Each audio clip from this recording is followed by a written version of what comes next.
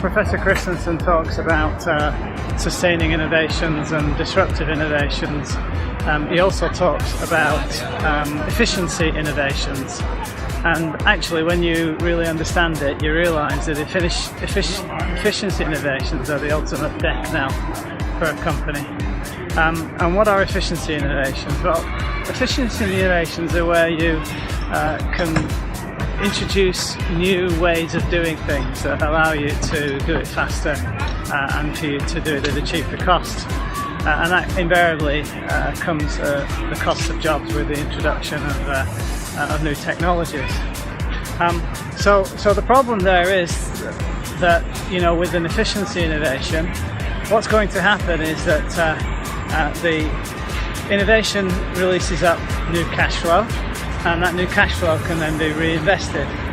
And efficiency dictates that when you reinvest that cash back into your business, then you seek to get the best possible return on the business that you can. And that in turn means that invariably you're going to invest in sustaining innovations rather than disruptive innovations, because sustaining innovations allow you to get your cash out much faster, because essentially you're looking to get your money sort of returned in the quickest time possible, so that you can then yield the return on the asset that you've generated as a result of putting that money into that initiative, which you've already got your money back for anyway. And that mechanism then means that you create more free cash, and then that free cash goes into more sustaining innovations.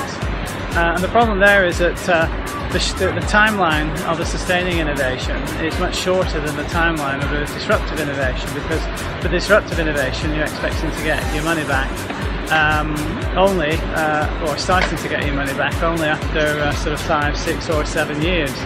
Whereas a sustaining innovation, invariably you're going to get your money back el pronto, and you're going to milk the yield of that innovation for sufficient time to come.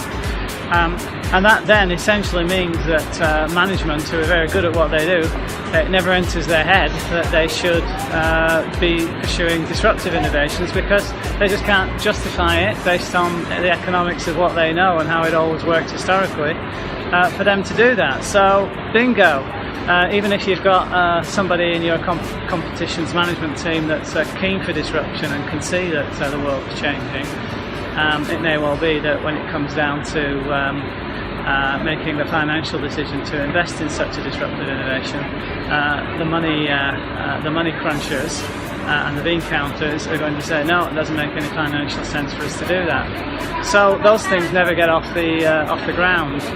And Professor Christensen says that, in large part this problem was really only came into play when the spreadsheet was invented in the 1980s. Prior to that, companies were essentially compared as a result of the performance of companies were measured by whole dollar performance. But when the spreadsheet came in, it became nigh on impossible to be able to compare a company like Sun Microsystems against Cisco when you look at whole dollar numbers and profits. So the spreadsheet then enabled the ability to develop ratios that were common metrics that you could then do things like internal rate of return, for example. And by being able to measure such internal rate of return in that fashion, you get allocation of capital, and that again in turn reinforces the decision about whether you're going to invest in a sustaining innovation or in a disruptive innovation. So again, this all points to good, rock-solid evidence that if you come into your marketplace and you disrupt it with a disruptive innovation, such as we're going to teach you how to do intelligent content marketing, then you're onto a winner, and a monopoly is going to be yours, without a doubt. So I'm in the market now. Hope you enjoyed the view.